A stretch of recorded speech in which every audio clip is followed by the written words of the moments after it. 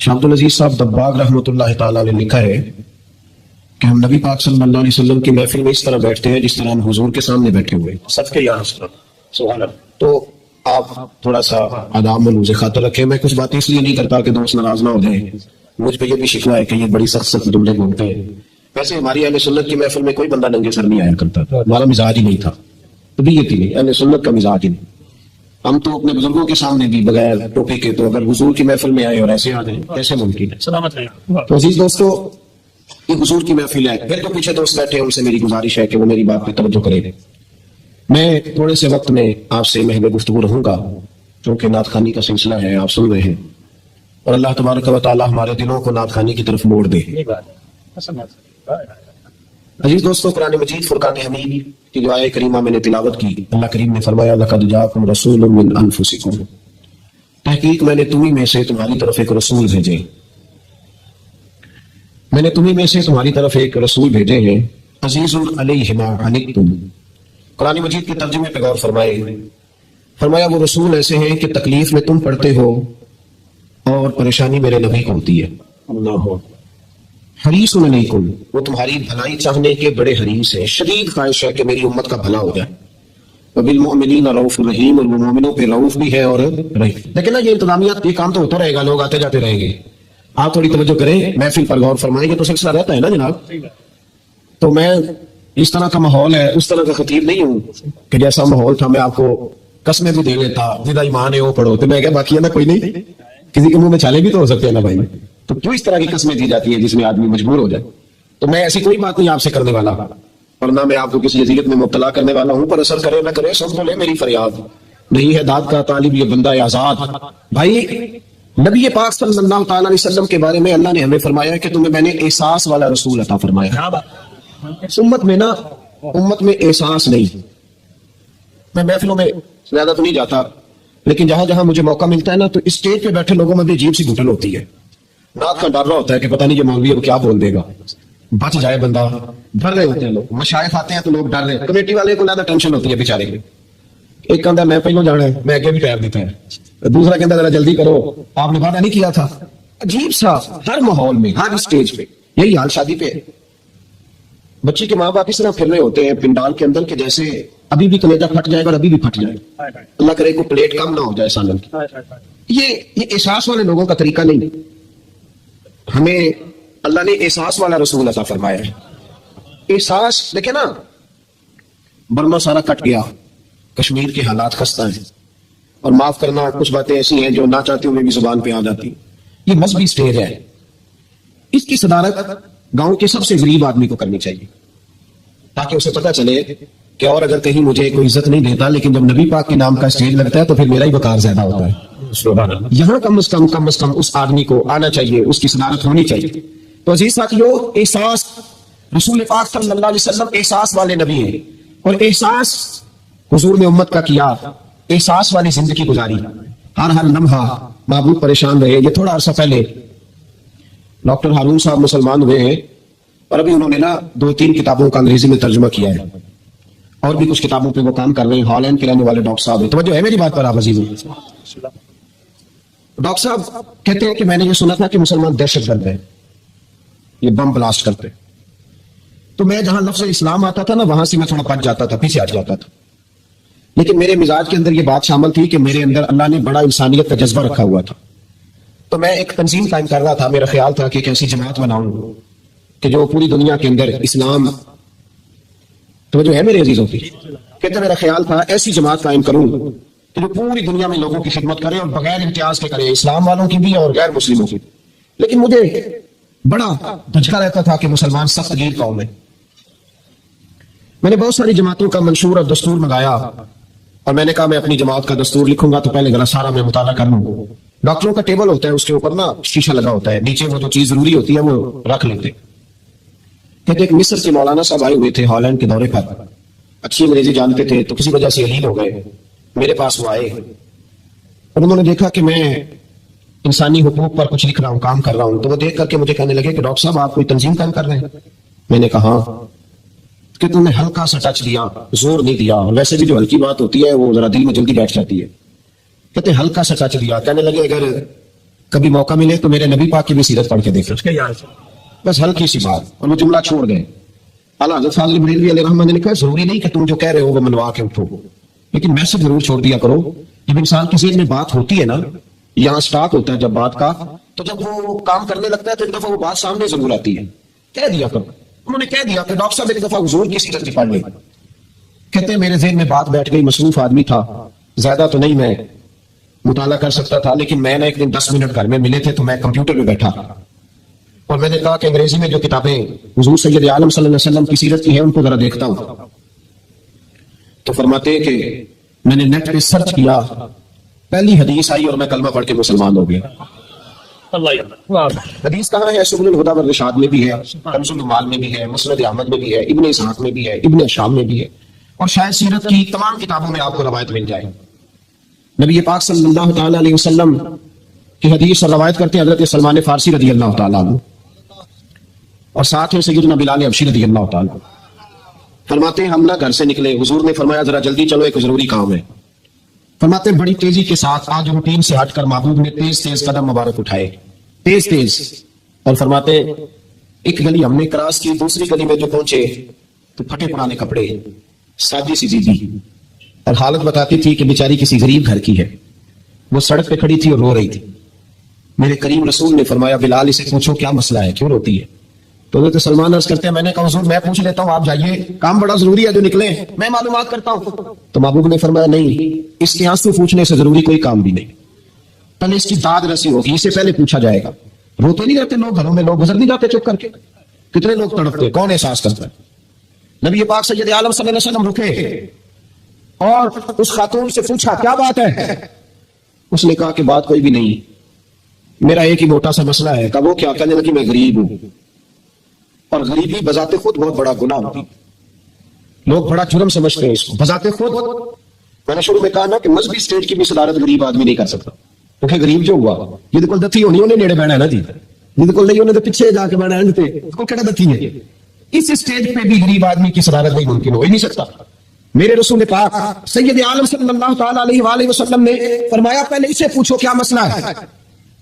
تو کہنے لگی میں غریب ہوں, بوڑھی ہو گئی ہوں, ساری زندگی غلامی میں گزاری ہے, تیل لینے آئی تھی 5 دینار کا, بوتل میں تیل بھروایا ہے, اور اب بوڑھی ہوں نا تو کمر درد کرتی ہے, پیر پیچھے موڑا ہے تو میں گری ہوں, تیل زمین پی گئی ہے, اب زمین تو واپس نہیں کرتی, لیکن واپس جاؤں گی تو ایک یہودی عورت کی ملازمہ ہوں, وہ دھرے سے مارے گی, کھال ادھیڑ دے گی, میں بڑی پریشان ہوں, اب نہیں مار کھائی جاتی, ہڈیاں بوڑھی ہیں, قربان جاؤں. حضرت بلال کو حضور نے حکم دیا, فرمایا دوڑ کے گھر جا 5 دینار لا. فرماتے 5 دینار لائے, تیل خرید کے دیا, وہ پھر رونے لگی. فرمایا آپ کیوں روتی ہے؟ اس نے کہا بتایا نا غریب ہوں, غریب کا جرم کوئی نہیں ہوتا, لیکن پیس دیا جاتا ہے, پھر بھی مار تو اب بھی پڑے گی, اب کیوں پڑے گی؟ تو عرض کرنے لگی محبوبہ مار اس لیے پڑے گی کہ دیر سے کیوں آئی ہے. تو میرے کریم رسول, اور وہ بی بی حضور ابھی آئے ہیں مدینہ طیبہ, امام یوسف صالحی فرماتے ابھی آئے تھے حضور, سبل الہدی والرشاد کے مصنف کہتے ابھی آئے تھے نبی پاک, وہ جانتی بھی نہیں تھی. تو سید عالم صلی اللہ تعالی علیہ وسلم نے فرمایا اچھا مار پڑے گی؟ کہا ہاں. او بھائی کاؤنسلر جو کل آپ کو کہہ رہا تھا نا میں آپ کا خادم ہوں, کاؤنسلر بے گناہ, بلکہ ہمارے ایس ایچ او صاحب اگر چودھری پہ پرچہ آ جائے تو اس کو ٹیلی فون کر کے پوچھتے ہیں صاحب جی تھوڑے خلاف درخواست آئی ہے, کی کرنا ہے؟ تو غریب آدمی بیچارہ, اس کی غلطی یہ تھی کہ وہ غریب تھا, تو اس نے ریڑھی لگا لی چوک میں, اس کو دبوچ کے لے گئے, تینوں پتا نہیں اتنی نکلوئی تھا, تو اس کے پاس کون انویسٹمنٹ کی 5,000 تھی, سارا لے گئے. پھر وہ کاؤنسلر صاحب کے پاس چلا گیا, سر میرے نال چلے آ جائے ذرا, میں تھانے جانا. انہوں نے کہا گڈی کرائی ہے, پیسے ہے نہیں, ہمیں تھانے جائیے. اب وہ گاڑی لایا, پتہ نہیں کہاں سے لایا ہے, تھانے پہنچا ہے, اور یہ ہے ہمارا حال کہ وہ ایسا کیوں بھی بیٹھا ہے کرسی پہ, اور کاؤنسلر بھی کرسی پہ بیٹھا, اور وہ غریب پیروں میں بیٹھا ہے, اور ہاتھ باندھ کے کہہ رہا میری ریڑھی دے چھڈو, میری 4 تیاں نے, تو میں شامی کھانا کھڑنا ہے. کدھر گیا امت کا وہ ذوق؟ ساری زندگی نعتیں سننے والوں بتاؤ تو صحیح, نعت نے تاثیر کیا دی ہے روح؟ اگر ابھی بھی گاڑی غریب کے پاس کھڑی نہیں ہوتی تو پھر کیا اثر ہوا ساری زندگی نعت سننے کا؟ میرے مصطفیٰ کریم سید عالم صلی اللہ تعالی علیہ وسلم نے فرمایا اس خاتون سے, یہاں کاؤنسلر ساتھ نہیں جاتا, کہتا کر لیا ٹیلی فون, سویرے 9 بجے پہنچ جانا. اور کائنات کی سب سے معزز شخصیت حضرت سیدنا بلال حبشی رضی اللہ تعالیٰ عنہ فرماتے ہیں میرے نبی پاک نے فرمایا بی بی چل میں تیرے ساتھ چلتا ہوں. گویا اللہ کی ساری رحمتیں اس کے ساتھ ساتھ چلنے لگی, اور آگے آگے نہیں, ساری کتابیں پڑھ لو, وہ پھٹے پرانے کپڑوں والی بی بی آگے آگے, اور اللہ کے کریم رسول پیچھے پیچھے. ساری گلیاں اس نے پھرائی, مدینے کی صحرا آ گیا, ایک دروازے پہ دستک دی, سے مالکن آئی، وہ بی بی بعد میں کہتی ہے میں بھی بڑی ڈاڈی تھی، طاقت ہی نہیں تھی میرے سامنے کو کھڑا ہو سکے، لیکن جب میں باہر نکلی تو میں نے نور کے حالے میں لپٹی ہوئی ایک عظیم ہستی کو دیکھا۔ فرماتے ہیں محبوب کے گورے چٹے رنگ کے اوپر کالی زلفیں، اور محبوب پاک کی مقدس آنکھیں جب تک بات کرتے رہے نظریں زمین پہ جھکی رہی۔ شرم و حیا والے رسول نے بڑے میٹھے، بڑے دھیمے، بڑے خوبصورت لہجے میں کہا، بریلی کے امام فرماتے ہیں نیچی نظروں کی شرم و حیا پہ درود، بڑے دھیمے لہجے میں فرمایا تیری نوکرانی ہے تیری؟ عورت کہتی ہے میں تو حضور کے جلووں میں محو ہو گئی کہ سادگی میں اتنا حسن میں نے دیکھا ہی نہیں، تیری نوکرانی ہے کہا؟ تو میرے محبوب نے فرمایا بیچاری کی غلطی کوئی نہیں، اسے مارنا نا، اس سے تیل گر گیا تھا، نیا خریدتے دیر ہو گئی، رو رہی تھی تو میں سفارش کرنے آیا ہوں۔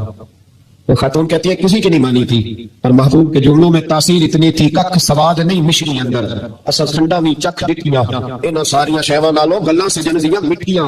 فرماتے ہیں نبی پاک صلی اللہ تعالی علیہ وآلہ وسلم نے فرمایا کچھ نہ کہنا، کہنے لگی نہیں کہتی میرا وعدہ رہا کچھ نہیں کہوں گی۔ اب میرے حبیب نے پھر نظر اٹھائی اور اس غریبنی کی طرف دیکھا اور فرمایا تو اگر کہے تو میں جاؤں، تو اگر کہے تو میں خود بھی دے خود ہی کہے مگدے کا بھلا ہو، تو اگر کہے تو میں جاؤں۔ اس نے خراج پیش کیا تو چند آنسو گرائے، کہنے لگی محبوبہ جیسے بندہ نوازی۔ حضور نے رخ پھیرا، حضرت بلال کہتے ہیں میں پیچھے رہ گیا تو وہ دونوں بیبیاں دوڑ کے میرے پاس آئی، کہنے لگی بتا تو صحیح ہے کون، یہ بتا تو صحیح کون تھے؟ تو حضرت بلال کہنے لگی تم نہیں جانتے؟ جناب بلال فرمانے لگے یہی تو ہے جنہیں اللہ نے سچا رسول بنا کے بھیجا ہے۔ بیبیاں دوڑ کے آئی، کہنے لگی محبوبہ دروازے تک آئے ہو تو خالی تو نہ لوٹاؤ، مہربانی فرماؤ ہمیں بھی کلمہ پڑھا دو۔ ڈاکٹر ہارون کہتے ہیں وہ بیبیاں وہاں کلمہ پڑھ رہی تھی اور میں حدیث پڑھ کے کلمہ پڑھ رہا تھا۔ بھائی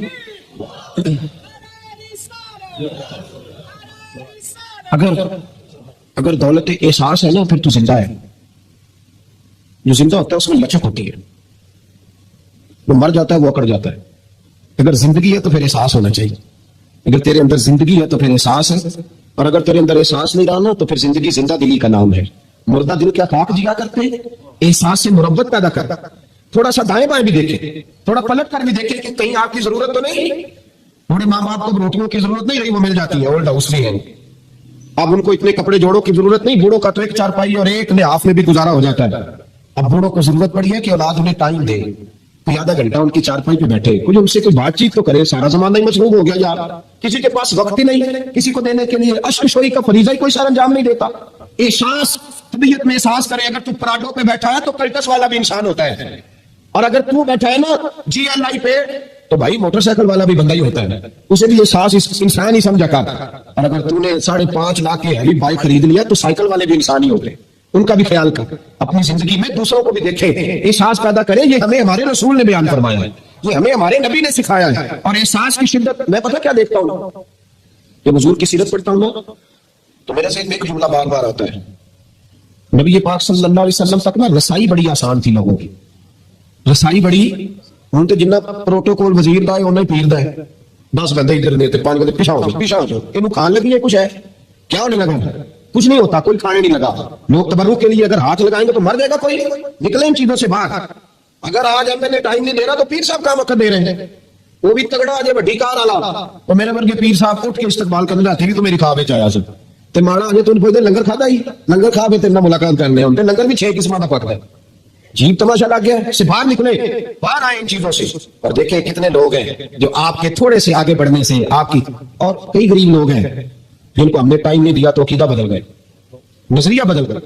اگر آپ ٹائم دیتے ان سے اس نے سلوک کرتے، میں یہ سب معزز لوگ ہیں، میں اس طرح کی تنقید کا قائل نہیں ہوں جس میں بہت ساری جگہوں پہ یہ ایسا کام کرتے ہیں جس سے مسلک کو بڑا حسین فائدہ ہوتا ہے، میں اس طرح کی تنقید کا قائل نہیں، لیکن میرا خیال یہ ہے کہ بہت سارے محفلیں کرانے والے ایسے تھے جن کی حوصلہ شکنی ہوئی تو محفلیں کرانی چھوڑ گئے، بہت سارا کام رہ گیا دین کا، بہت سارا۔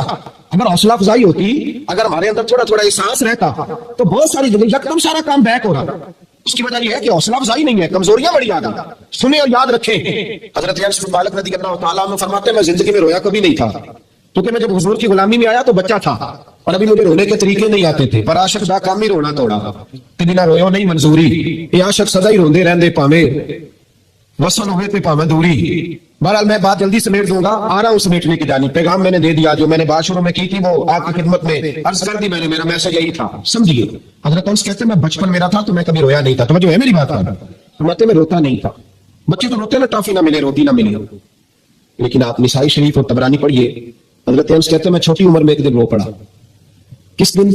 فرماتے ہیں بدر کے قیدی آئے اور کیونکہ صحابہ سے انہوں نے بڑا ظلم کیا تھا, بڑا مارا تھا قریش مکہ نے, ہم نے تو مار کھائی نہیں نا. حالانکہ دین کی سچائی یہ ہے, بخاری شریف میں میرے نبی پاک نے فرمایا جو مجھ سے سچا پیار کرے اس کی طرف مصیبتیں دوڑ کے آیا کرتی. یہ سچائی ہے دین کی, اور صحیح بخاری میں متواتر درجے کی حدیث ہے. حضرت انس بن مالک فرماتے ہیں میں رویا نہیں تھا, اور بڑا ستایا تھا مکے والوں نے. تو آج قیدی ہو کے جب لائے گئے نا تو نبی پاک صلی اللہ علیہ وسلم کے غلاموں نے ذرا زور زور سے رسیاں باندھی. حضرت بلال بھی کہتے تھے زور سے باندھو, انہیں بڑا ستایا تھا انہوں نے. محبوب پاک اپنی خوابگاہ میں چلے گئے آرام کرنے. حضرت انس کہتے ہیں میں آدھی رات کے وقت اٹھ کے مسجد آیا تو نبی پاک بے چینی کے عالم میں کبھی ادھر جاتے کبھی ادھر جاتے, کبھی بیٹھتے کبھی اٹھتے. تو میں نے آگے بڑھ کے کہا یا رسول اللہ آقا کوئی طبیعت مبارک میں تکلیف تو نہیں, پریشانی تو نہیں؟ فرماتے میں نے سوال کیا تو حضور کی آنکھوں میں آنسو آ گئے. نبی پاک روئے. فرمایا انس یا تم نے ان کافروں کی رسیاں کس کے باندھ دی ہیں, یہ ہائے ہائے کرتے ہیں تو مجھے نیند نہیں آتی. بلاؤ ابو بکر صدیق کو, فاروق اعظم کو, مولا علی کو, ان کو بلاؤ, ان سے کہو ان کی رسیاں ذرا ڈھیلی کر دے, یہ ڈھنگ سے سو جائیں گے تو میں بھی سو جاؤں گا, بلاؤ. حضرت انس کہتے ہیں میں کبھی نہیں رویا تھا, اور مصطفیٰ کا جملہ سنا تو بچپن میں میرے آنسو نکل گئے. حضور اتنا احساس, اور ان لوگوں کا جنہوں نے اتنا ظلم کیا ہے, احساس ختم ہوتا جا رہا ہے. معاشرہ دکھوں کا شکار ہے, آزمائشیں اتنی زیادہ ہیں. اصل میں ہم جو لوگ ہیں نا تھوڑے گاڑیوں میں گھومنے والے, ہمیں یہ احساس نہیں رہا کہ آج بھی کچھ اماں ایسی ہیں, آج بھی کچھ مائیں ایسی ہیں جن کے بیٹے منت کرتے ہیں کہ یار یہ موبائل میرا 3000 کا ہے پر چلو 3500 کا لے لو, میری اماں کی دعائی آنے والی ہے. ابھی بھی یہ رنگ ہے, کیونکہ مجھے نہیں نا پتا, میں کار میں گھومتا ہوں, مجھے کیا پتا کہ ساروں کی سے گجرا والا کا کرایہ کتنا ہے, اور مجھے کیا پتا کہ اگر کسی نے جانا ہو گجرات تو بسیں کتنی بدلنی پڑتی ہیں. یہ احساس تم سے ہوگا جو جائے گا, احساس زندگی میں پیدا کرے. یہ احساس ہمیں ہمارے رسول نے عطا فرمایا, یہ احساس کی دولت نبی پاک نے ہمیں دی ہے. حضرت ام ہانی رضی اللہ تعالیٰ عنہ مولا علی شیر خدا کی ہمشیرہ ہے, آپ فرماتی ہیں جس دن مکہ فتح ہوا تو میں اپنے بچوں کو لے کے گھر میں بیٹھ گئی, تو میں اپنے بچوں کو نبی پاک کے بچپن کی باتیں سنانے لگی, چونکہ جناب ابو طالب کے گھر میں پرورش پائی تھی. تو حضرت ام ہانی کہتی میں اپنے بچوں کو بتا رہی تھی, میں کہہ رہی تھی میرا بھائی بچپن میں بڑا عظیم تھا, میرے بھائی کی چھوٹے ہوتے بھی حالتیں بڑی اعلیٰ تھی, میں بتا رہی تھی. تو میرے ایک بچے نے مجھ سے پوچھا کہ امی ماموں ہمارے گھر بھی آئیں گے, ماموں آئیں گے؟ جناب ام ہانی کہتی میں غریب نہیں تھی, خامن میرا ویسے چھوڑ کے چلا گیا کلمہ پڑھنے کی وجہ سے. تو میں نے اپنے بچوں کی طرف دیکھا تو میں اب دل میں خیال تھا کہ اب تو میرے محبوب مکے کے فاتح بن کے آئے ہیں تو کسی بڑی حویلی میں بیٹھیں گے, اب تو بھائی آگے پیچھے لائنیں ہوں گی تو بڑی جگہ چاہیے نا, بڑی جگہ. آج نبی پاک صلی اللہ علیہ وسلم کا دربار چلے گا. تو جناب ام ہانی رضی اللہ تعالیٰ عنہ فرماتی ہیں میرے بچوں نے پوچھا تو میں رو پڑی. میں نے کہا آئیں گے تمہارے ماموں, کیوں نہیں آنا, میرے بھائی آئیں گے, ضرور آئیں گے, ذرا کام نمٹا لے. اور فرماتی ہیں ساتھ ہی آنسو تھے کہ بڑا سارا گھر ہو تو حضور آئیں, سارا مکہ آج غلام بن گیا ہے, 10,000 کا لشکر مدینے سے آیا ہے, میرا چھوٹا سا گھر ہے, کہاں بٹھاؤں گی. فرماتی ہے میں روئی رہی تھی کہ میرے دروازے میں دستک ہوئی, اور میں نے بے دل ہو کے دروازہ کھولا, کون ہے دروازے پہ؟ کہتے دھیمی سی آواز آئی, ام ہانی دروازہ کھول, میں محمد عربی تیرے دروازے پہ کھڑا. جناب ام ہانی فرماتی جھک سے میں نے دروازہ کھولا تو دریا آنسوؤں کا بہا. تو میرے پاس تو ٹوٹی چٹائی تھی, پرانا تکیا, کھجور کی چھال, نرم و نازک بھی نہیں, میں نے بچھایا. تو محبوب پاک نے فرمایا سارا مکہ دعوتیں دے رہا تھا, میرے گھر آئے. تو میں نے کہا کیوں کسی کے گھر جاؤ, میری اپنی بہن جو موجود ہے, میں یہاں بیٹھوں گا کھل کے. اور پھر فرمایا چل میرے لیے کھانا لا, بے تکلفی سے. فرمایا جس آرام سے یہاں بیٹھ سکتا ہوں کہیں اور تو نہیں نہ بیٹھ سکتا, کھانا لاؤ. جناب ام ہانی فرماتی کل کی پڑی ہوئی روٹی لائی, تھوڑا سا سرکہ, اور ایسا کوئی محبوب کہیں ہوگا نہ کہیں ہے, بیٹھا ہے چٹائی پہ مگر عرش نشیں ہے. محبوب پاک صلی اللہ علیہ وسلم نے بڑی رغبت سکھایا سرکہ شہد, اور پھر میرے محبوب نے فرمایا بیٹھ جا, چل تو کوئی بات سنا میرے والد عبداللہ کی, اور میں تجھے بات سناتا ہوں اپنی اماں آمنہ کی. چلو اپنوں کی کوئی باتیں کرتے ہیں. ساری رات ہی بیت گئی, احساس کی دولت. بھائی گزر جاتا ہے بہن کے محلے سے, اور 10 منٹ ٹائم نہیں کہ چلو بیچاری سے مل لوں. میں اکثر کہتا ہوں میرے جیسے پیر کو کڑک کا نوٹ 5,000 کا دو نا پیر سے دعا کرنا, انہیں دعا رٹی پکی ہے, اللہ بھلا کرے, اللہ خیر کرے, سارے علی کوئی ہے اللہ ماشاءاللہ. اور بہن کو کبھی پرانا جوڑا بھی دیا ہو نا اٹھا کے پرانا, تو وہ ساری رات آنسوؤں سے دعا مانگتی رہتی ہے, یا اللہ میرے بھائی کی خیر کر دو, یا اللہ میرے بھائی کی خیر. یہ احساس رشتوں کا, تعلقات کا, یہ میرے نبی پاک کی سیرت ہے. محرم شریف کا مہینہ ہے, مجھے ارشاد فرمایا جا رہا تھا کہ کچھ ذکر اہل بیت بھی ہو جائے. وقت نہیں ہے کہ میں کوئی بات ایسی چھیڑوں, لیکن یزید جامع مسجد دمشق کا خطیب تھا, جمعہ پڑھاتا تھا. تو جو ہے میری بات پر, یزید خطیب تھا, پگڑی باندھتا تھا, جمعہ پڑھاتا تھا. کیوں نکلا امام حسین اس کے خلاف؟ شاہ عبد العزیز محدث دہلوی کو پڑھ لیں، البدایہ پڑھ لیں، ابن اسیر پڑھ لیں، تبری پڑھ لیں، ابن کثیر، کوئی سی بھی کتاب تاریخ کی جو معتبر کتاب ہے، مدینے سے کربلا تک اور کربلا سے بیضا تک اور مقام بیضا تھے جناب سیدنا امام حسین کی شہادت تک، جہاں بھی امام حسین نے خطبہ دیا ہے آپ نے فرمایا یزید چونکہ شرابی ہے، چونکہ مجرے دیکھتا ہے، چونکہ اللہ کے حلال کو حرام اور حرام کو حلال کہتا ہے، لہذا مسلمانوں کا حکمران بن سکتا۔ اور شاہ عبد العزیز صاحب نے لکھا ہے کہ ایک دفعہ حضرت امیر معاویہ رضی اللہ تعالیٰ عنہ کے زمانے میں وہ مدینے کے مضافات میں کسی گاؤں میں آیا تھا تو امام حسین نے اپنی آنکھوں سے اسے شراب پیتے دیکھا تھا، تو امام حسین نے فرمایا شرابی اور مجرے دیکھنے والا یہ حکمران بن سکتا؟ ہمارے حکمران پتہ کس طرح کا پاکستان چاہتے ہیں؟ جس طرح کا دبئی میں ہے، شیخ زیاد اسلامک سینٹر میں جاؤ، سونی مسجد، بہترین اے سی، کھجوریں بھی، پانی بھی، مشروب بھی سارے پیو، اور 3 کلومیٹر پہ کلب بھی بنا ہوا ہے۔ یہ والا اسلام یزید چاہتا تھا، کہتا سی تھوڑی نماز تو نہیں ڈک دیتا، سونی مسجد پا کے دینے تو ساری شراب نہ ڈکیا گیا۔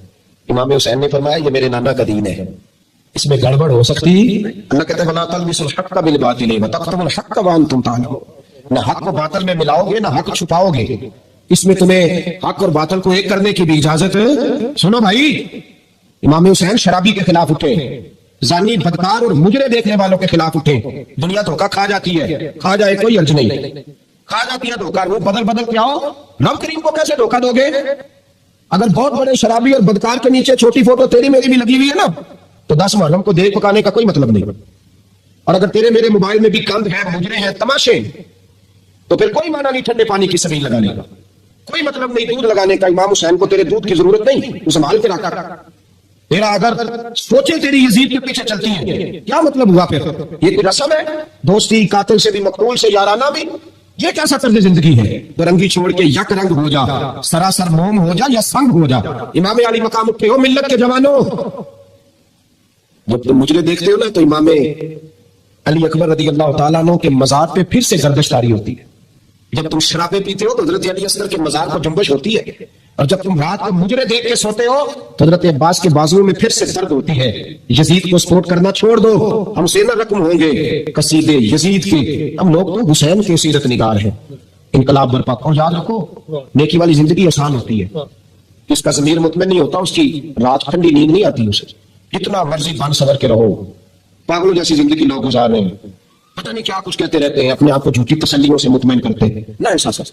تقوی کی زندگی ٹھنڈک والی زندگی ہے، تقوی کی زندگی۔ امام علی مقام رضی اللہ تعالیٰ عنہ کے پیغام کو سمجھو، حق کے لیے کھڑے ہو جاؤ۔ 2 گزارشات ہیں آج کی اس گفتگو میں، ایک تو احساس والی زندگی گزارے، بے حس۔ یہاں نا جلوس نکل رہے تھے برما کے حق میں، تو لوگ کہہ رہے تھے پہلے اپنے بچے تو سنبھال لو، یہ ظلم ہے۔ ہمیں احساس ہی نہیں کہ ہم کیا کہہ گئے۔ نبی پاک نے فرمایا میری امت ایک جسم کی طرح ہے، ایک حصے کو بھی تکلیف ہوگی تو ساری تڑپے گی۔ اور یہاں کتنے لوگ کٹ گئے اور لوگ کہنے لگے اپنی تو فکر کر لو۔ یہ مجرمانہ سوچ ہے، یہ وہ سوچ ہے جو گدلا کر گئی ہے ہمارے مزاج کو۔ باہر آئے میرے عزیز، سب سے اپنے آپ کو، ہم باشعور لوگ ہیں، پتہ ہمیں سارا ہے، جان بوجھ کے پٹیاں باندھ کے پھر رہے ہیں، تھوڑا وقت ہے، گزر جانا ہے ہم لوگوں نے، لیکن احساس کی دولت ہوگی تو بہت سارے لوگ ہیں جو رو رو کے دعا مانگیں گے۔ ہے دل کے لیے موت یہ مشینوں کی حکومت، اقبال بڑا عرصہ پہلے کہہ گئے، کہنے لگے دل کے لیے موت ہے مشینوں کی حکومت، احساس مربت کو کچل دیتے ہیں آلات۔ چیزوں کا جتنا اچھا استعمال ہے اتنا کرو، اس سے زیادہ نہ کرو۔ اب تو گند گھروں تک آ گیا، اب تو مجرے، بے حیائیاں، فحاشیاں یہ وہ کے اندر چلی گئی ہیں۔ میں رات بڑی دور تھا تو میں کہہ رہا تھا، وہاں فکر حسین کانفرنس تھی، تو میں کہہ رہا تھا امام حسین کا دن منانے والوں، یزید تو جمعے میں خطبہ دیا کرتا تھا،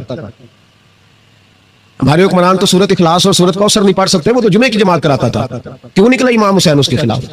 امام حسین کے سارے خطبے پڑھ کے دیکھ لیں، امام حسین فرمایا کرتے تھے تارک نماز ہے، شرابی ہے اور رنڈیوں کا ناچ دیکھتا ہے، جس میں یہ چیزیں پائی جائیں وہ مسلمانوں کا حکمران نہیں ہو سکتا۔ تو امام حسین نے تو فحاشی اور یعنی شراب کے خلاف اپنا 6 مہینے کے لیے اصغر سے لے کر 18 سال کے بیٹے شہید کرا دیے، اور میرے موبائل میں سارا گند بھرا ہوتا ہے، پھر بھی میں 10 محرم پہ 4 دیگیں اتار لیتا ہوں۔ ساری رات بے حیائی دیکھنا، ساری رات فانی، فحاشی اور یعنی کو فروغ دینا، اور 10 محرم آنا تو موٹے موٹے آنسو بھی گرانا کہ مجھے امام حسین سے پیار ہے، تو یہ ہم سے نہ رقم ہوں گے قصیدے یزید کے۔ ہم لوگ تو حسین کے سیرت نگار ہیں۔ 2 رنگی چھوڑ کے یک رنگ ہو جا، سراسر موم ہو جا یا پھر سنگ ہو جا۔ ایک کام کر، سارا سال یزید کی فکر کو پروموٹ کرنا، سارا سال یزید کا سپورٹر ووٹر رہنا، بڑے شرابی کے بڑی فوٹو کے نیچے چھوٹی اپنی بھی لگوانا، اور 10 محرم کو دیگے پکا کے حسینی بننے کی ناکام کوشش کرنا، تو بھائی عام لوگوں کو تو دھوکہ دیا جا سکتا ہے، مصطفیٰ کریم کی آل کو نہیں دیا جا سکتا، ان کو نہیں دھوکے دیے جا سکتے۔ تو میرے عزیزوں، ضمیر کی زندگی، باطن کی زندگی، وہ جو احساس پیدا ہوتا تھا کسی کو تھپڑ مار کے، وہ جو احساس، حضرت محمد بن ابو بکر رضی اللہ تعالیٰ عنہ فرماتے ہیں، اس کو صاحب سبل الہدی والرشاد امام یوسف صالحی نے نقل فرمایا، کہتے ہیں کہ میں حضور کے ساتھ ایک جنگ پہ گیا تو واپس ہم آ رہے تھے تو اس جنگ میں بڑی فتح ہوئی، 5واں حصہ مال غنیمت کا ہم نے سرکار کی بارگاہ میں نذرانہ پیش کیا تو 80 اونٹ حضور کے حصے میں بھی آئے، اتنا نفع ملا۔ واپس آ رہے تھے تو ایک جگہ شام کا وقت ہو گیا، کچھ علاقہ اچھا ملا تو حضور نے فرمایا سفر آگے نہ کرو، یہیں پڑاؤ کر لو، پتہ نہیں آگے جا کے کوئی ایسی اچھی جگہ میسر آئے نہ آئے۔ حالانکہ حضور سارا کچھ جانتے ہیں پر تعلیم امت کے لیے فرمایا یہی، کہتے خیمے لگ گئے، رک گئے، ایک ایک خیمے میں 2 4 آدمی، فرماتے میرے خیمے میں حضرت محمد بن ابو بکر جناب ابو بکر کے صاحبزادے، میرے خیمے میں جو صحابی تھے نا وہ بڑے موٹے تازے تھے، بڑے وجود ان کا بستۃ فی العلم والجسم، موٹے تگڑے۔ مغرب کی نماز پڑھنے ہم حضور علیہ الصلوۃ والسلام کی بارگاہ عالی مرتبت میں حاضر ہوئے، حضور کے پیچھے نماز پڑھی اقتداء میں، کہتے نماز مکمل کر کے نا تو صحابی کا دل کیا میں دست بوسی کروں، اس زمانے میں لوگ لکڑی کے جوتے پہنتے تھے، کھڑاؤں کہا جاتا تھا، حضور کے قدمین شریفین پر نالین مقدس نہیں تھے اور حضور کا وجود نا بڑا نازک تھا، صحابہ کہتے ہیں جب دست مبارک میں ہاتھ ملاتے تھے تو حضور کا دست مبارک کستوری سے زیادہ خوشبو والا ہوتا تھا اور برف سے زیادہ ٹھنڈا ہوتا تھا۔ تو فرماتے ہیں حضور کی بارگاہ میں نا نماز کے بعد جب صحابہ بکھرے تو وہ بھی آگے بڑھے سلام، یہ کچھ لوگ آتے ہیں سلام لینے، مجھے بڑی تکلیف ہوتی ہے جب دھکے لگتے ہیں نا تو میں کہتا ہوں یار نہ آیا کرو، ہم کون سا کوئی اتنے اعزاز والے لوگ دھکے لگتے، اور کچھ اتنی محبت سے سلام لیتے ہیں، اتنی محبت سے سلام لیتے ہیں کہ کئی دفعہ جوڑ ہل جاتے ہیں، اتنا زبردست سلام لیتے ہیں، پیچھے کھڑے ہوتے ہیں تو ہاتھ کھینچ لیتے ہیں، اب وہ طبیعت بھی نہیں چاہتی کہ کسی کو کچھ کہا جائے، لیکن وہ بعد میں محسوس ہوتا ہے کہ یہ محبت ہوئی ہے، اور محبت میں معاملات بڑے دور نکل جاتے ہیں کئی دفعہ۔ تو محبت تو اس کا نام ہے کہ محبوب کو آسانی کس بات میں ہے، محبوب کو آسانی کس بات میں ہے، محبت اس چیز کا نام، اس چیز کا نام نہیں کہ میں کیا خواہش کر رہا ہوں محبوب وہ والی کرے نا، وہ راضی کس بات میں ہے، میں گڈی تے ہتھ ڈور سجن دے وہ جینج رکھ لے اونج رہنے، واجب نہیں جے وچ شریعت مندہ قسم نو کہنا، بات تو یہ ہے کہ اس کو آسانی کس بات میں، عام دام برسرے مطلب وہ سلام لینے کے لیے جب آگے بڑھے نا تو جوش میں دوڑ کے آگے بڑھے، حضور کے دستے مبارک کو چوما، لکڑی کے جوتے پہنے تھے، حضور کے قدم مبارک پہ جوتا نہیں تھا، انہوں نے اپنے پیر سے حضور کا پیر دبا دیا، تو جو ہے میری بات، یہ باٹا کے جوتے پہننے والا جب کسی کا پیر دباتا ہے نا بندہ بھی تگڑا ہو تو ایک دفعہ سمجھ آتی ہے کہ کسی نے پیر دبایا ہے۔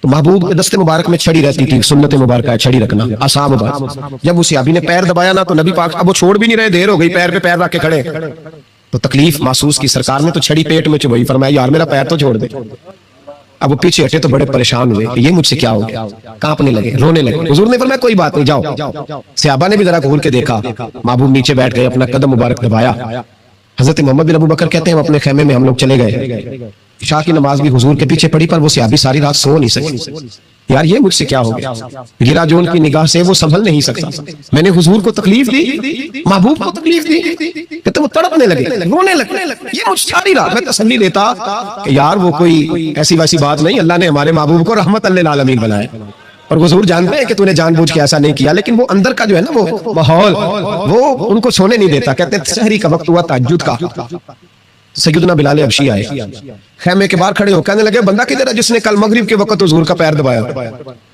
کدھر ہے، کہتے ہیں اب تو وہ اور ڈرے اور کہنے لگے لگتا ہے میری مذمت میں قرآن آ گیا، محبوب کی غیر ارادی بے ادبی بھی اللہ کو پسند نہیں، کہا لگتا ہے آیتیں آ گئی، پتہ نہیں میرے بارے میں کیا حکم آیا ہوگا، آپ اپنے ابا سے کہہ کے میری سفارش کرائیں گے، جناب صدیق اکبر سے کہیں گے کہیں ایسا نہ ہو کہ میری دنیا بھی جائے اور آخرت بھی جائے، کہتے تڑپتے سسکتے در رسول پہ پہنچے، سحری کا وقت حضور تشریف فرما ہے، کہتے اب میں اور وہ منتظر تھے کہ کوئی ایسا حکم آئے گا، پتہ نہیں کیا بنے گا، اور اس حکم کے معاملے میں پھر کہاں تک بات جائے گی، قربان جائے، جب حضور کے سامنے کھڑے ہوئے تو سارا کچھ جاننے والے محبوب نے اپنی امت کی تعلیم کے لیے فرمایا بھائی عشاء کے بعد ہی تجھے بلانے کا ارادہ ہوا تھا، پھر خیال آیا کہ تو کہیں سویا ہوگا، شہری میں لوگ اٹھ جاتے ہیں تہجد کے لیے اس لیے تجھے بلایا ہے، فرماتے ہیں اب انتظار تھا کہ وہ بڑی بات آئے، ڈر رہے تھے، لیکن قربان جائیں نبی پاک نے پیر دبانے کا ذکر ہی نہیں فرمایا، حضور فرمانے لگے بلایا اس لیے ہے کہ کل شام میں نے تیرے پیٹ میں چھڑی چبھو دی تھی، تجھے تکلیف ہوئی ہوگی تو اللہ کی رضا کے لیے معاف نہیں کر دیتا،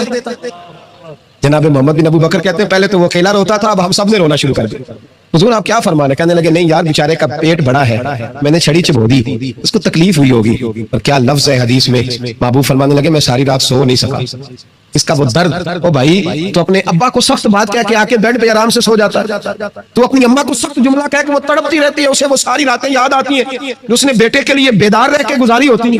تو ایک فکرہ کہہ کے تو سوچتا ہی نہیں, کہنے والے تو کہہ دیتے ہیں, یہ سننے والے ہیں جو کمال کرتے ہیں, تو نے خیال ہی نہیں کیا. ابو فرمانے لگے سو نہیں پایا, چل اللہ کی رضا کے لیے معاف کر دے. تو کہنے لگے حضور وہ تو میں نے پیر دبایا تھا اس لیے آپ نے مجھے چھڑی چبھوئی. آپ کیا کہہ رہے ہیں؟ تو محبوب فرمانے کے وضاحت دیکھے, محبوب فرمانے لگے تو نے تو ان دیکھے پیر دبایا تھا, میں تو دیکھ رہا تھا, مجھے نہیں چھڑی چبھونی چاہیے تھی, چل تو کیا میں نے معاف کیا. تو عرض کرنے لگے حضور جس طرح آپ راضی ہیں میں بھی اسی طرح ہی راضی ہوں. محبوب فرمانے لگے تو راضی ہے پر میں نہیں ابھی راضی. حضور آپ کیسے راضی ہوتے ہیں؟ فرمایا جی 80 اونٹ میرے حصے میں آئے ہیں, اگر تو سارے تحفے میں قبول کرے تو میں راضی ہو جاؤں گا. تحفے میں رکھ لے سارے. کون دیتا ہے دینے کو؟ فاضل بریلوی کا انداز میں ذرا دیکھیے, کون دیتا ہے دینے کو, اس کا پنجابی ترجمہ ہے کہ کون دیتا ہے, دینا اس سے جگرا چاہیے. کون دیتا ہے دینے کو, منہ چاہیے, دینے والا ہے سچا.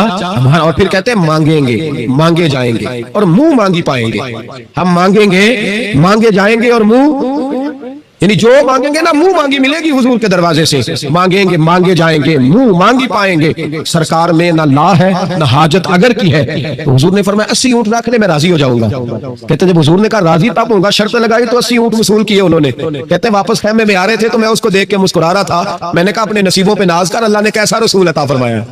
پیر بھی تو نے دبایا ہے, معذرت بھی بظاہر محبوب علیہ السلام نے کی ہے, اور 80 اونٹ بھی تجھے تحفے میں مل گئے. یہ رنگ اگر ملتا ہے تو محمد عربی کے دروازے سے ملتا ہے. تو میرے نبی کریم اللہ آپ کو جزاک. میرے بھائی جو مضمون میں نے آپ کی خدمت میں چھیڑا ہے نا, جو بات وہ یہ ہے کہ احساس اندر جو کمی ہے نا, جو غلطی ہے اس کا احساس. یہ نہ دیکھیں سامنے والا کیا کر رہا ہے, کہتے ہیں میں صحیح سے صحیح ہوں اور برے سے, تو یہ کمال ہے کوئی. صحیح سے تو سارے صحیح ہوتے ہیں, اچھے سے تو جی بندہ اچھا ہے نا. ایک بندہ مجھے کہنے لگا جی مجھ سے غلط بات نہیں برداشت ہوتی. تو میں نے کہا صحیح بات برداشت کرنے کی ضرورت بھی نہیں ہوتی, اس لیے کہ وہ بات ہی صحیح ہوتی ہے. مجھ سے غلط بات برداشت تو پھر مثلا برداشت پھر کیا ہوتا ہے؟ صحیح بات تو برداشت کرنے کی ضرورت ہی, غلط بات ہی تو برداشت کرنی ہوتی ہے کہ برداشت کر کے سامنے والے کو سمجھایا جائے, اسے قائل کیا جائے, اسے کہا جائے کہ تو غلطی پہ ہے لیکن اس کی بات برداشت کی جائے. اینٹ کا جواب پتھر سے دے دینا یہ کوئی کمال ہے؟ کمال ہے اس کا نام کہ غلط بات برداشت کی جائے. صحیح بات تو ہوتی صحیح ہے, اس میں برداشت کرنے والی کیا بات ہے؟ میرے بھائی احساس پیدا کریں کہاں کس سے کمی رہ گئی. حضرت سالبہ بن عبد الرحمن حضور کے صحابی ہیں. نبی پاک صلی اللہ علیہ وسلم نے فرمایا جاؤ فلاں آدمی کو بلا کے لاؤ. بلانے چلے گئے تو رستے میں ایک عورت بے پردہ تھی. ایک نظر اس کو دیکھا, پہلی نظر ویسے ہی معاف ہے, دوبارہ آپ جو دیکھتا ہے وہ جان بوجھ کے دیکھتا ہے. دوبارہ نظر اٹھی. ہمارے ہاں ساری سزا عورتوں کے لیے ہے کہ پردہ کریں, حالانکہ پردہ مرد کا بھی ہے. جی گھورنے لگ گئے آپ مجھے. پردہ اس طرح عورتوں کو حکم ہے نا کہ نظریں نیچی رکھو, اسی طرح مردوں کو بھی حکم ہے کہ تم بھی اپنی نظریں, اگر عورت سامنے بے پردہ آ جائے گی تو مرد یہ نہیں کہے گا دیکھو یہ پردہ ہی نہیں کر دی, اب وہ کیا کرے گا؟ بولے تو پھر مردوں کا بھی پردہ ہوا کہ نہ ہوا؟ ہمارے ہاں عجیب معاملہ ہے, پردہ صرف عورتوں کا ہے, مرد کو کھلی چھٹی ہے, جو مرضی گند من دیکھتا پھر مادل. منع کیا نبی پاک اور فرمایا یہ نظر شیطان کے تیروں میں سے تیر ہے, اس سے بچو, یہ تمہاری روح پہ لگے گا, تمہیں گھائل کر دے گا, مار دے گا تمہیں. مرد کی آنکھ کا بھی پردہ ہے, نظر جھکا کے رکھے. سالبہ بن عبد الرحمن رضی اللہ تعالیٰ عنہ گزر رہے تھے. یہ سالبہ نام کے ساتھ سے ابھی ہے محبوب کے. بعضوں کا خیال آتا ہے کہ فلاں سالبہ کی بھی ہم نے ساتھ سے ابھی ہے, اس ایک نام عبداللہ نام کے خدا جانے کتنے سے آتے, 20 میری نظر سے گزر چکے. تو جناب سالبہ بیٹھے تھے, فرمایا فلاں کو بلا کے لاؤ. جب بلانے گئے تو رستے میں عورت پہ نظر پڑی. پہلی نظر تو معاف ہے لیکن دوبارہ دیکھ بیٹھے, دوبارہ نظر پڑی تو پریشان ہو گئے. خیال آیا میں نے تو خیانت کی اپنے نبی پاک سے, حضور نے تو منع کیا یہ کام کرنے سے. اب واپس حضور کے پاس نہیں آئے, جنگل میں چلے گئے. ابن قدامہ نے کتاب التوابین میں اس روایت کو لکھا ہے, کہتے 40 دن وہ پہاڑوں میں روتے رہے کہ یا اللہ مجھ سے غلطی ہو گئی. کتنے دن؟ اب ہمارا شغل ہے, اس کو لوگ گناہ ہی نہیں سمجھتے. بدنگاہی تو کوئی گناہ ہی نہیں, اب تو یہ شغل ہے. اب تو ہمارے ہاں معاذ اللہ تعالیٰ سیانے میں بندے بیچ بیٹھے ہوتے ہیں جب یہ باتیں ہو رہی ہوتی ہیں, یہ شغل ہے ہمارا. اب تو ابا کے سامنے بچہ وال پیپر گندی تصویر کا لگایا ہوتا ہے, پر وہ کہتا ہے عمر ہے نا جی, عمر ہے نا جی. یہ پتہ ہی نہیں ہے کتنا گند کر رہا ہے, یہ تباہ ہو جائے گا روحانی طور پر. اگر یہ گند دیکھنے میں الجھ گیا تو امام شافعی کا فتویٰ ہے جس کی نظر گندی ہوتی ہے اس کا حافظہ کمزور ہوتا ہے, وہ کوئی بڑا کام نہیں کر سکتا, نفسیات کا مریض ہو جاتا ہے جو گندی نظر والا آدمی ہوتا ہے. ہمیں پتہ ہی نہیں کہ ہمارے مسائل اصل میں ہے کیا. 40 دن جنگل میں روتے رہے, 40 دن. محبوب سارا کچھ جانتے تھے پر خاموش رہے. حضرت جبریل امین حاضر ہوئے, عرض کی یا رسول اللہ آپ کا وہ غلام رو رہا ہے.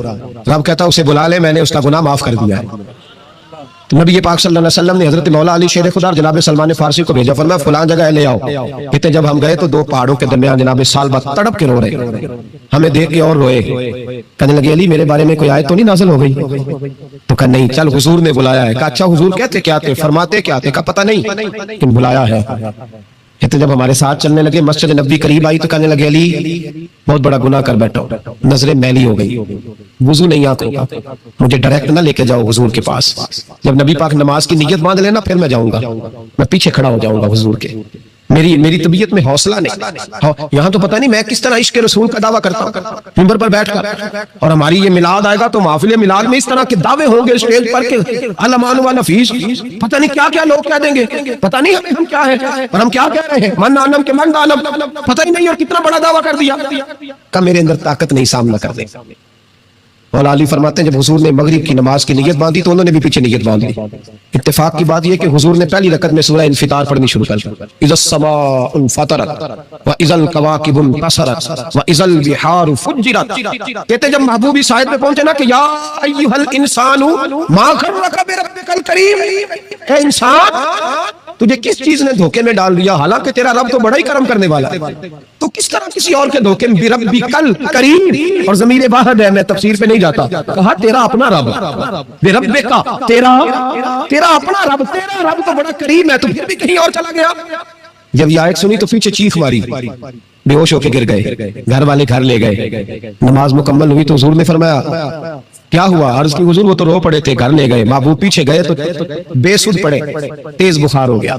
نبی کریم سرہانے بیٹھے اور ان کی گردن کو اٹھا کر سر کو گود میں رکھا، اور جب بالوں میں دستے مبارک پھیرا تو آنکھیں کھول دی اور جھٹ سے اپنا سر زمین پہ رکھ کے کہنے لگے حضور میں اس قابل نہیں کہ آپ کی گود میں میرا سارا ہے، اس قابل نہیں، بڑا مجرم. تو محبوب نے فرمایا تجھے مبارک ہو، رب نے تجھے معاف کر دیا ہے، اللہ بھی راضی ہے، میں بھی راضی ہوں. اب حضور کے قدموں کے قریب آئے تو کہنے لگے حضور آپ راضی ہیں؟ کہا راضی ہوں. فرمایا پھر میرے لیے دعا کریں، اللہ اسی رضا میں مجھے قبول کر لے. بس یہ بات ہوئی تھی، انہوں نے کلمہ پڑھا تو روح پرواز کر گئی.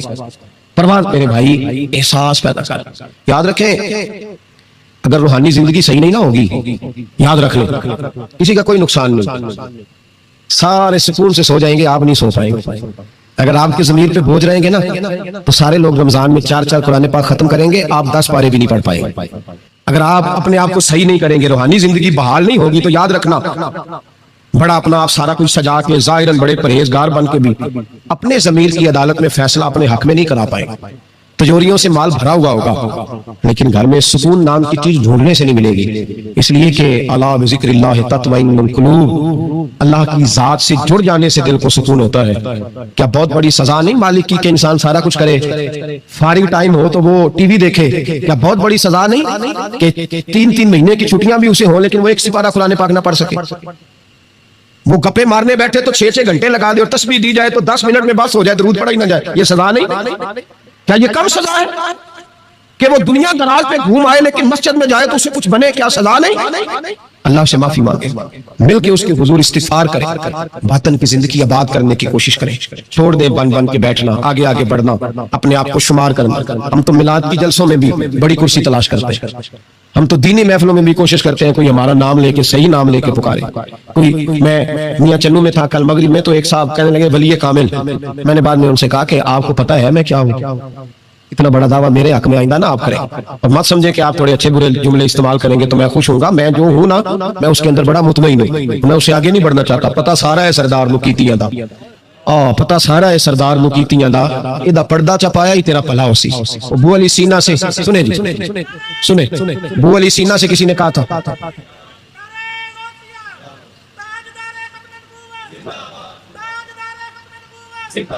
اب ان کی اس بات پر اور اس عمل پر ایک شعر سن لیں میاں محمد بخش صاحب کا. میاں صاحب کہا کرتے تھے جتن جتن ہر کوئی کھیڑے تو ہارن کھیڑ فقیرہ. جتن جتن یہ تو ساری دنیا کرتی ہے نا کہ میں جیتنے جا رہا ہوں. کہتے ہیں جتن جتن ہر کوئی کھیڑے، جتن جتن ہر کوئی کھیڑے تو ہارن کھیڑ فقیرہ. جتن دا مل کوڈی پیندا ہی ہارن دا مل ہیرا. جتن دا مل کوڈی. بو علی سینہ سے کسی نے کہا کہ کیا محسوس کرتے ہو آج کل کچھ حالات بہتر ہے؟ تو بو علی سینہ چونکہ حضرت ابو الحسن خرقانی کے مرید تھے، ہاں سائنسدان ہونے کے ساتھ ساتھ صوفی تھے، درویش تھے. تو بو علی سینہ کہنے لگے کیا کہتے ہو، حالات کس طرح کے؟ کہنے لگے مجھے اپنے گناہوں کا پتہ ہے، اتنے بڑے گناہوں کے باوجود میری پردہ دری نہیں ہو رہی، یہ تھوڑا ہی نام ہے اللہ تعالیٰ کا. اور اسی زمین پر اس کی نافرمانی کرتا ہوں, اس نے رہنے کے لیے جگہ دی ہوئی ہے, تھوڑا احسان ہے اس کا. میں صبح سے شام تک کتنی نافرمانیاں کرتا ہوں پھر بھی پیٹ بھر کے روٹی دیتا ہے, یہ تھوڑا احسان ہے. تو کہہ رہے آگے بڑھا ہے کہ نہیں, یہ بڑی بات ہے کہ اس نے زمین پہ رکھا. اعلیٰ حضرت فاضل بریلوی کے والد مولانا نقی علی خان صاحب رحمۃ اللہ تعالی علیہ, امام المتکلمین, ان کے حالات میں لکھا ہے ایک آدمی کو آپ نے نا جگہ دی کو 10 مرلے آپ